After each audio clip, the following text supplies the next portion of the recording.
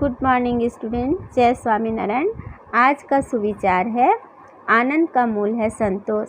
इसका आशय यह हुआ कि जिस मनुष्य के अंदर संतोष या संतुष्टि होती है उसके अंदर आनंद जरूर उपजता है या आनंद की प्राप्ति जरूर होती है।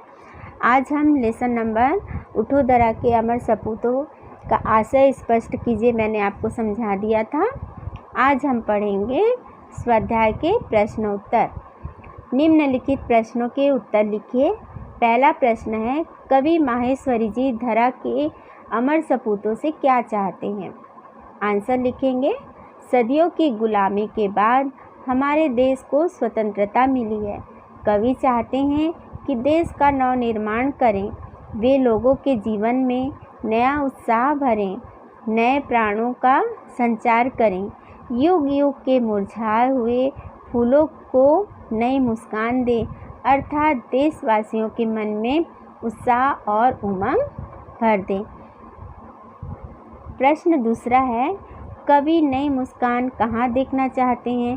तो आंसर लिखेंगे, हमारा देश सदियों तक गुलामी के अंधेरे में रहा है। विदेशी शासक यहाँ के लोगों पर अत्याचार करते रहे, अन्याय और तरह तरह का शोषण सहते रहे। लोग अपना स्वाभिमान खो बैठे और उनके दिलों में उदासी छा गई। कवि की इच्छा है कि ऐसे मुर्दा दिलों में फिर से नए जीवन का संचार हो। इस प्रकार कवि युग युग से लोगों के मुरझाए हुए हृदय में नई मुस्कान देखना चाहते हैं। मतलब कवि नई मुस्कान कहाँ देखना चाहते हैं? तो लोगों के चेहरे पे, उनके अंदर उत्साह और उमंग भरना चाहते हैं।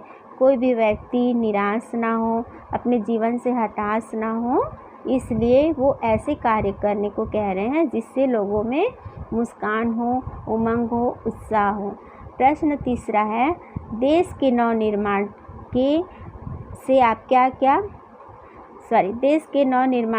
के आप क्या क्या करना चाहोगे? के लिए आप क्या क्या करना चाहोगे?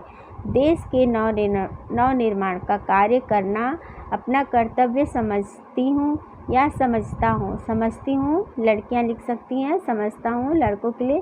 सर्वप्रथम लोगों में शिक्षा के लिए जागरूकता लाना, क्योंकि जन जन शिक्षित होगा तो देश भी आगे बढ़ेगा। गरीब तबके लोगों की सहायता करना, देश के नौजवान को देश सेवा के लिए प्रेरित करूँगा या करूँगी। देश में फैले भ्रष्टाचार का विरोध करूँगा या करूँगी। इस तरीके से आप आंसर अपने शब्दों में भी लिख सकते हैं। लास्ट वाला क्वेश्चन है 4th नंबर, इस कविता में कौन सी नई बात है जिन्हें तुम अपने जीवन में उतारना चाहोगे? मतलब आशय ये होगा प्रश्न का कि आप इस कविता से क्या सीख मिली है या आप इस कविता से क्या सीख लेना चाहेंगे या आपने क्या सीखा? तो आंसर होगा, उठो धरा के अमर सपूतों कविता की निम्नलिखित बातों को हम अपने जीवन में उतारना चाहेंगे।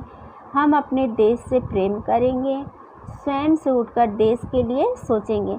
मतलब हम सिर्फ अपने लिए ना सोचकर औरों के लिए भी हम सोचेंगे, तभी हमारा देश उन्नति करेगा, आगे बढ़ेगा। नई उमंग उत्साह का लोगों में संचार करेंगे, देश सेवा के लिए तत्पर रहेंगे। तो आशा है आज आपको ये प्रश्न उत्तर स्वाध्याय के समझ में आ गए होंगे। आप अपनी अच्छी राइटिंग में नोटबुक में कंप्लीट करिएगा। तब तक के लिए धन्यवाद।